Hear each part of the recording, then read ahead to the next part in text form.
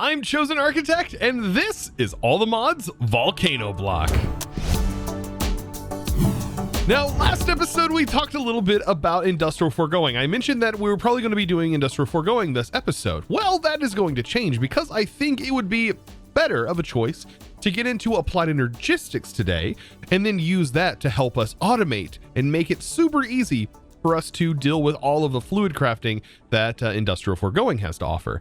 And also it's going to help us with many other things here in the future when it comes to auto crafting, because ours, well, it doesn't make it super easy to do any sort of auto crafting or anything like that. So applied energistics is the mod for that. And today we're getting into applied energistics 2. Now, this entire area here has been laid out and designed to accommodate applied energistics.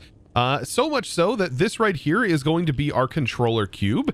And I think what we're going to end up having is we're going to have a bunch of cables that run down the center that are going to run down into this section down here. This is going to look a lot like a circuit board on a computer. So if you have ever seen like a circuit diagram, you will probably recognize what we're going to be making. It is going to look very much like that. And that is kind of the theme that you notice when you get into applied energistics. And it's very much based around all of that, with all of its basic cards using bytes and stuff like that, and only holding so many of those. And so inside of our quest, it tells us and gives us a little bit of an introduction here of the things that we're going to need to get into.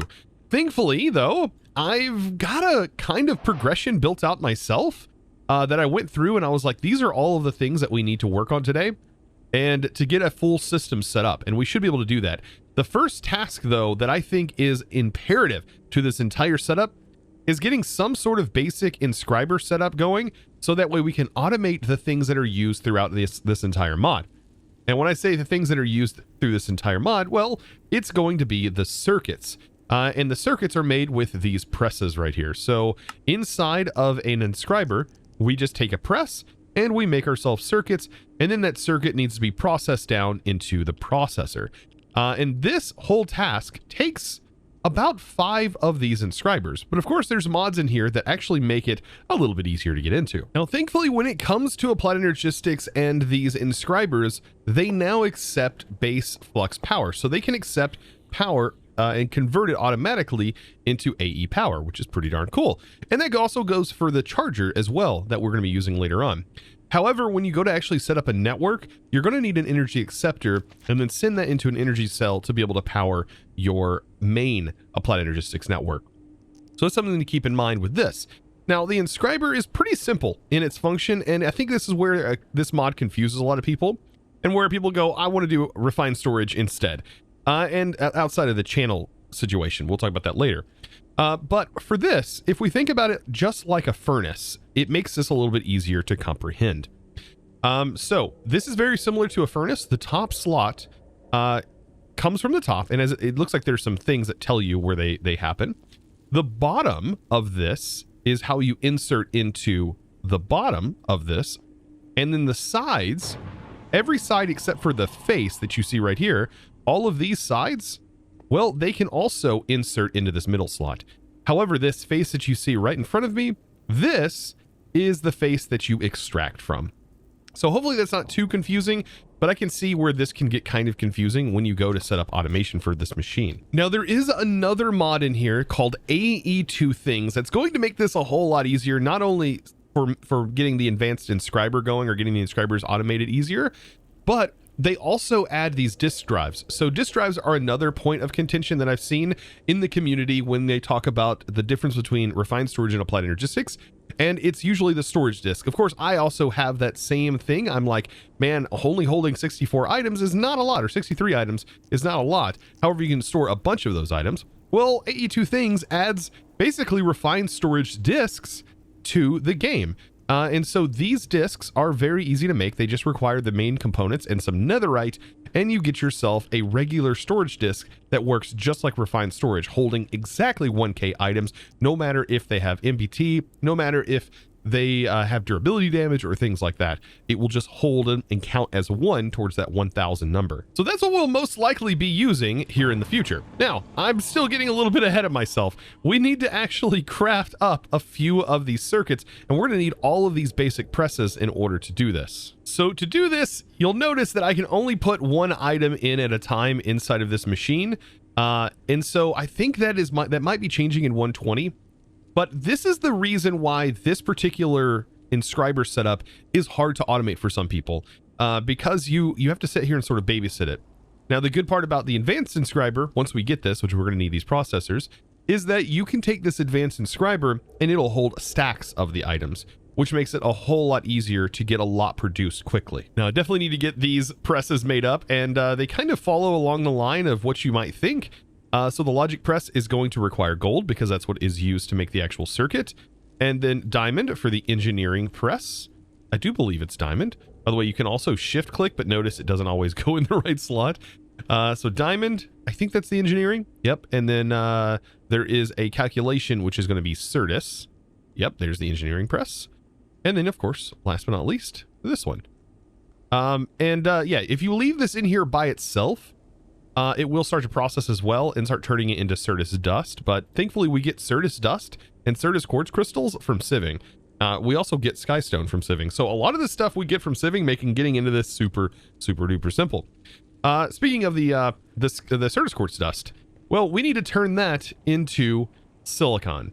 And the best way to do that is by simply putting it inside of smelter. There we go. I was hoping this would be empty and to make it a lot easier, but as you can see, this is going to turn it into silicon, and that's going to make it a lot easier for us to automate later on, because we'll just have tons of this coming from our sieve, so we won't have to worry about it too much. Now, with that, this should be the last one, and this will get us our silicon press, which is probably the thing that takes the longest to process normally, because you need it for every circuit you make. So yes, it does take a lot of these. You are going to need a lot of these. For every single circuit you have, you're also going to need one silicon to go with it. Now, aside from making circuits, which we're going to get into even more here soon, we need a charger. A charger is how we actually turn Certus quartz back here, which we can connect it in. This is how we turn Certus quartz into charged Certus quartz. So if we put a Certus quartz crystal in here, it's going to charge up and give us charged Certus quartz.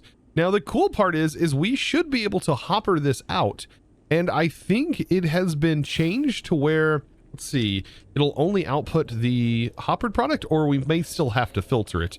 It all depends. I don't 100% know. Let me check. This is where testing comes into play, because sometimes you have to do some testing. So if we put a hopper here, is it going to automatically wait until it has finished? Yes. So this has been made so much easier to automate, as you can see right here. Just requiring us to put ourselves a hopper on and then have this immediately turned into Certus quartz. Now, what we're going to use this charged Certus quartz for is in-world water crafting, because we're also going to need to make Fluix crystals. These are the only material that we don't have a lot of.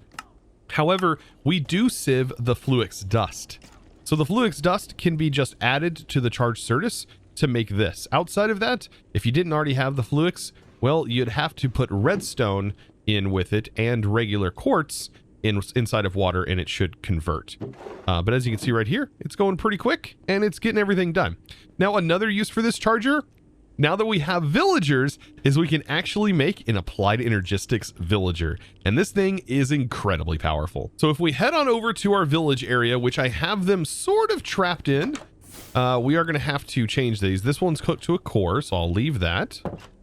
Let's see, one of these is empty. So there we go. We just put this here, and now we have an applied energistics villager. And look, it's going to be trading Certus quartz. Now, I don't know if there's any like a crazy amount of like differences on its initial craft or its initial roll that it can have. We re-roll it a couple of times, we'll see. Doesn't really seem like it. Looks like 3 emeralds for 4. So if we go ahead and get ourselves some emeralds, hopefully we can get this guy traded up. I don't know why I'm going over here when I could just do it from here. Let's do some emeralds. We have several of them. And let's see what we can't trade. So that immediately maxed it out. There's the particles. It looks like it'll trade charged Certus quartz for some stuff. It still says Fluix Research Apprenticed. For some reason, it hasn't changed. Meteorite hunting. Did I break it? Did I break the villager? It has not changed yet. I wonder if I have to wait for the regeneration to fully wear off. There's 2, 1, 0. There we go. Now we can trade. And look at that. Fluix crystals we have access to.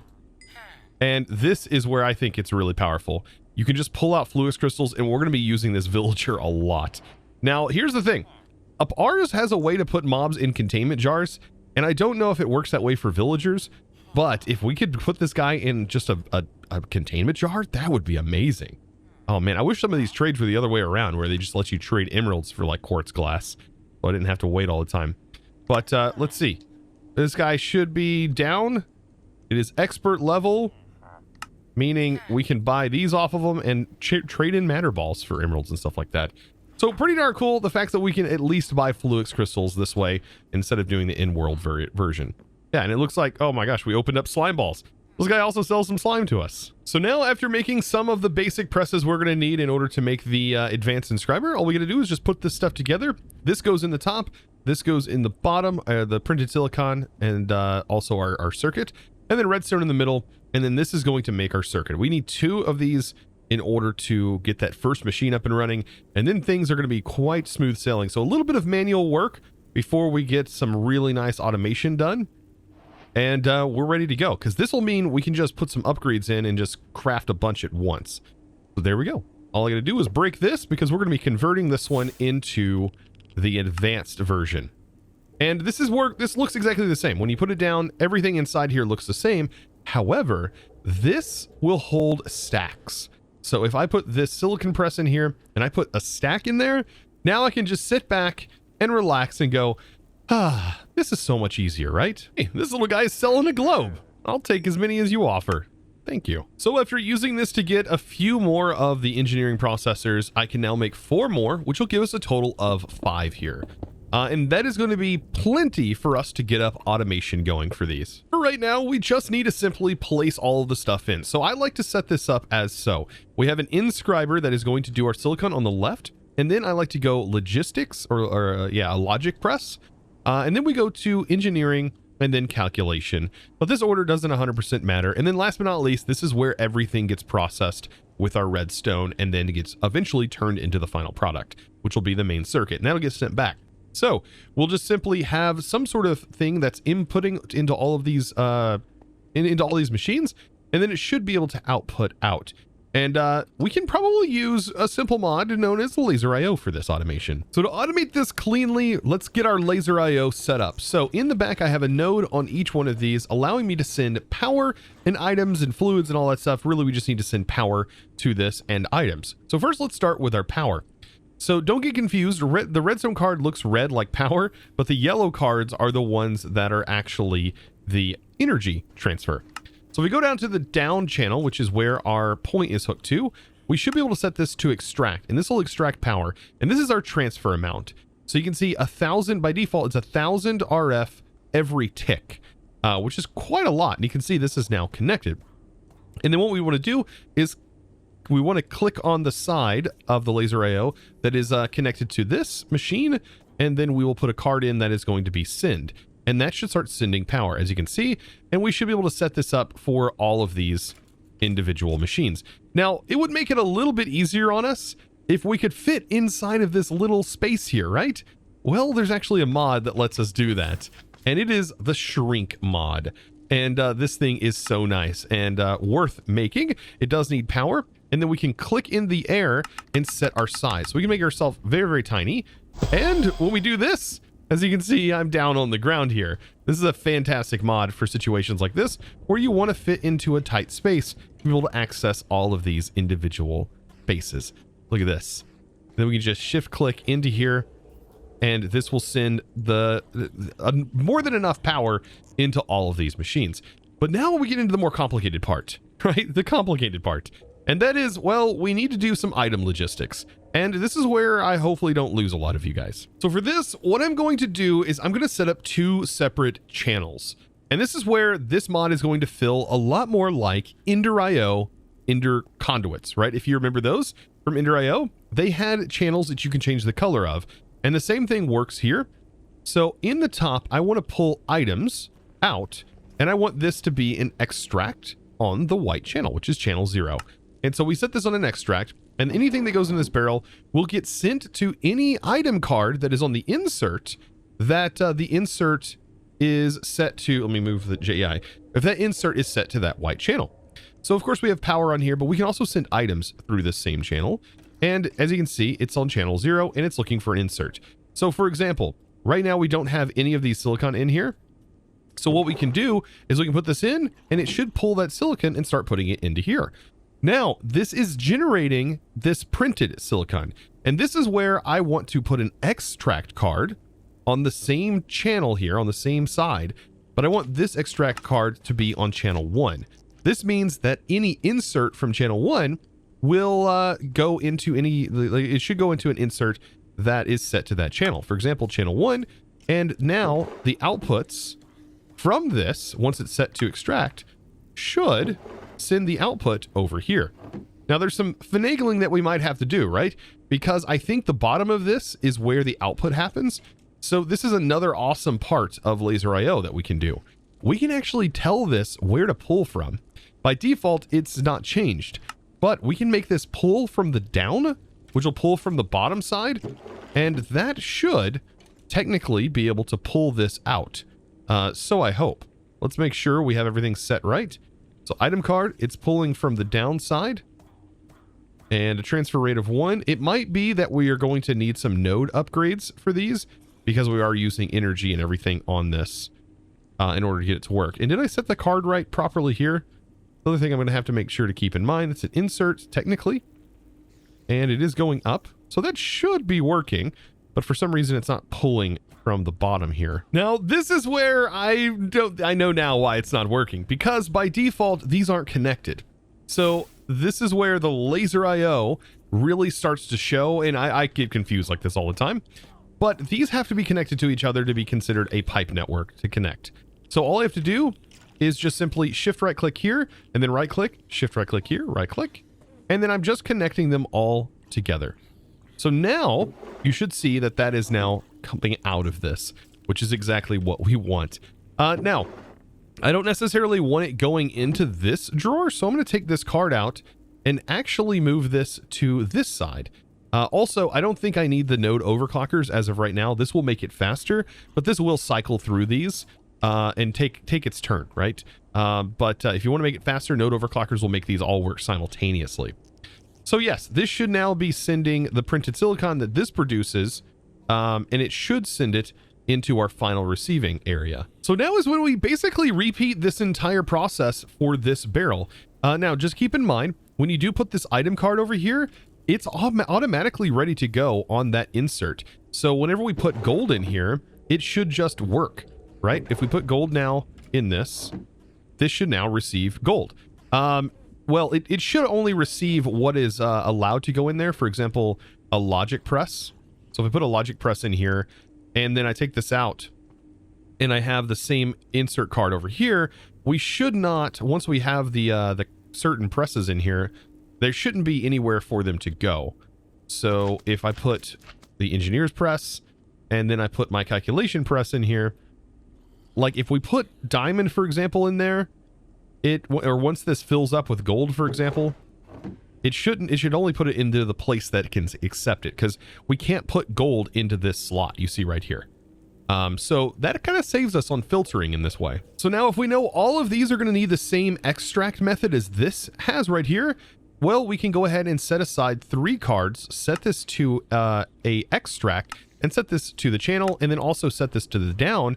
And now that means all of these can just simply take this extract card, and it's going to work the exact same way. We just shift it in there. We've already configured them all, making this process a lot faster. Now, the last configuration we're going to need is to pull out of this inscriber and send it into our finished product barrel. And this will eventually go back into the system. So it'll just be a loop. It'll send the items needed, and then it'll craft them, and then they'll go back and they'll be completed. And we can also do this by hand for right now. But to do this, we'll just use another channel, right? We'll just set this up, and we'll put this extractor inside of this machine. Let's go ahead and define this real quick. And so we'll say extract, but this will be on channel 2. And we'll also say this will be on the down. So when we put this in here, now that's on that separate channel. And that means we need an input card that is also going to be on that separate channel. And there we go. And now it should pull from there and send the finished products into the barrel. And this is automation done for Applied Energistics. And I hope this wasn't super confusing, as I know LaserIO can be confusing, but it is a super powerful mod and definitely worth learning. Now, there is one other thing I forgot, and that is we also need on this insert, we need to be able to send redstone from this barrel to here. So to do that, we can still utilize this orange card, and we'll just set up another orange card, but this one's going to have to be filtered. So let's go ahead and do that. We'll pull an item card over here, and we'll separate that, and this will be set to the orange channel. And then we'll have this be an extract, but it's going to have a filter card so we don't pull out anything else to send over there. It'll just simply be redstone. I don't even know if this is necessary, but it gives me a good example to show the filter cards once again. So LaserIO, these basic filters are so simple to use. And let's go ahead and do that now. So we can set this in here and we can say, hey, only send redstone through this card. And make sure it is set to allow. If you set deny, it's a blacklist. By default, it's a whitelist, which is perfect. And there we go. Now, of course, we need to go in here and just change all the transfer limits to 8. And of course, later on, if we want, we can make this go even faster by applying more upgrade cards, node overclockers, for example. So let's just make sure this works. Let's put the redstone in, and that should be sending redstone over here. So perfect. Now, of course, the only other thing to do is make myself some calculation processors and put some speed upgrades in these bad boys. So that will make this incredibly fast. With Applied Energistics, it's all about speed, right? We want to have these things going as fast as possible because when we request them, we want them to be presented as fast as possible. And so these actual processors here are what are used in a lot of the cards that you see right here, like these basic cards. These are utilized for all kinds of different stuff. One specifically is the speed upgrades. But yeah, these are how you modify your importers and exporters and all of that stuff. I actually think we need different ones though. We don't need basic cards. We need acceleration, and these require the crystal. So we need advanced cards for these. And by the way, there's 5 speed upgrades can go in each one of these machines. That's also what makes these even better. These will support up to 5 speed upgrades. So we'll get all of these made. And of course, we already have the Fluix. So bam, let's make ourselves some speed upgrades. And of course, this will be one of the first things we want sped up. But all of these, we want speed upgrades in. So now for the ultimate test. And that is going to be putting all of the ingredients that is going to be needed in order to craft 64 of each of them into the barrel and hope everything goes and gets sorted the way it's supposed to. So all of the redstone should end up over here, and these should start producing. And then of course it's going to start producing all of these, and then ultimately should put all of them inside of the inscriber. Of course, the only way to make this faster would be to put node overclockers in here. That way it will actually use all of these all at once, but I don't think we're really going to need it right now, because as you can see, this is doing all of the processing and should be supplying everything. It does appear to be stopped for whatever reason.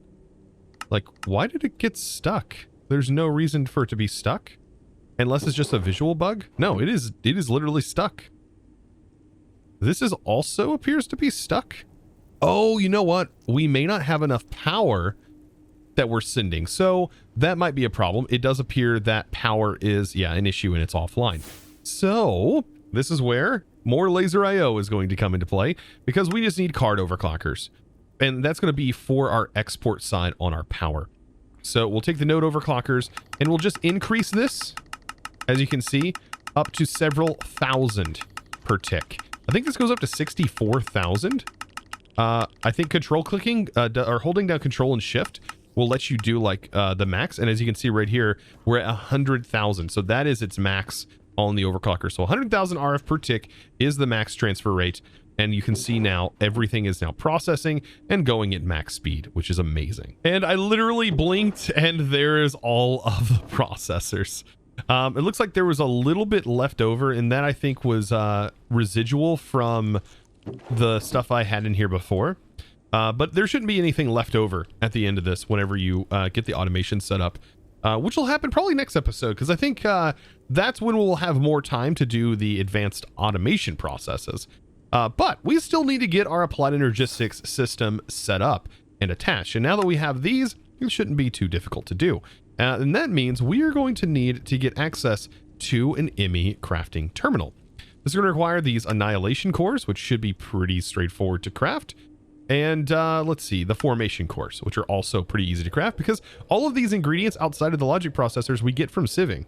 So it's or sifting, however anybody wants to say it. So let's make our basic screen. It looks like it also requires, oh, that's right, we're going to have to get into this quartz glass. So I did craft up some glass for that. These are all going to be nice things once we get it fully automated. We won't have to do hand crafting for a lot of these things anymore. It'll just be as simple as just putting things together like you see here. So last but not least, we have an ME crafting terminal. Nice. I wonder if we also get anything special here inside of our rewards. We can go ahead and claim it all. And we get a little bit of niceties, not anything major. If you were really wanting some in-depth talk about this, I recommend reading these quests because it does seem like they do a really good job of covering everything that you really need to know about channels and about this mod. So definitely read it. It'll give you some nice insight on it if you're not already familiar with it. So the awesome part, this has been our storage for a very long time. And we can still actually use this storage temporarily while getting into applied energistics. Believe it or not, applied energistics doesn't really need a whole lot in order to run. It's very simple. All we need is something to connect to, and we can use an ME storage bus, which allows us to access this storage.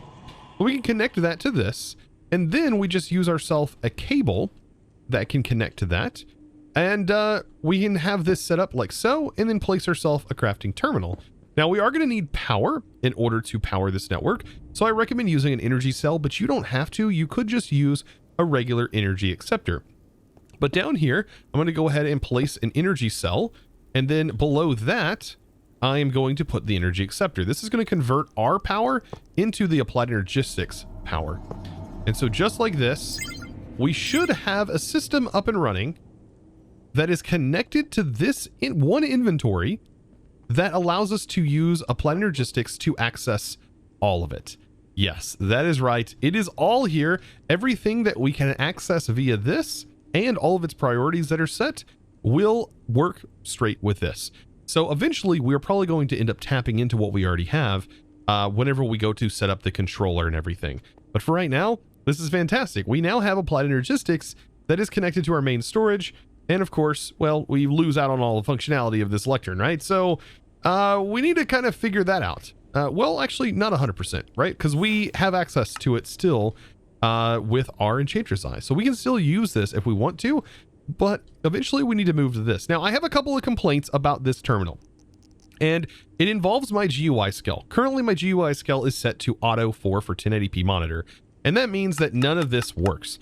We have all of this space that could give us extra slots. Unfortunately, I can only see 2 bars here. It's not horrible, but when we start getting into auto crafting, it will get kind of horrible. So that's where going into the options video settings and me modifying it to 3 makes my stuff look really hard to see, in my opinion. But unfortunately, there's no good way for me to change this.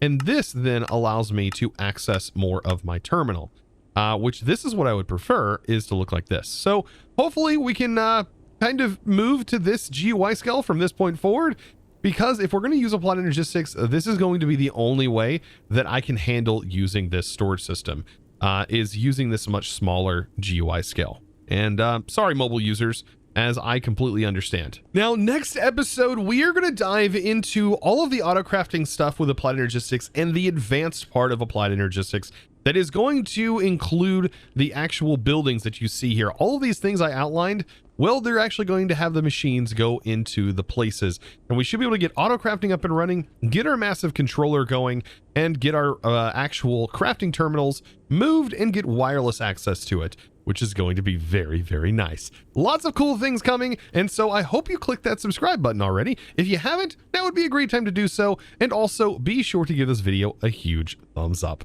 Of course, guys, you have been amazing. I hope you learned something today, specifically in regards to LaserIO, as that mod is so powerful and I can't preach on it enough. It's so good. Of course, Dyer has done a fantastic job in putting that together, giving us a nice replacement to good old EnderIO pipes. But guys, it is now time to thank the amazing supporter of today's video. And that, my friends, is going to be a huge thanks going to Dub. Thank you so much for your amazing support, by the way, over on the Discord, becoming a Discord premium member and supporting in one of the best ways possible. Of course, guys, I hope you enjoyed today's video. If you did, of course, be sure to click that subscribe button if you haven't already. And of course, join the Discord, discord.gg/ChosenArchitect. And of course, I will hope to see you there, whether that's in the voice channels or just hanging out in general chat and chatting it up about good old modded Minecraft or Minecraft in general, or really anything. Be sure to check it out. Guys, I thank you so much. I'll see you in the next one. And as always, thanks for watching. Bye.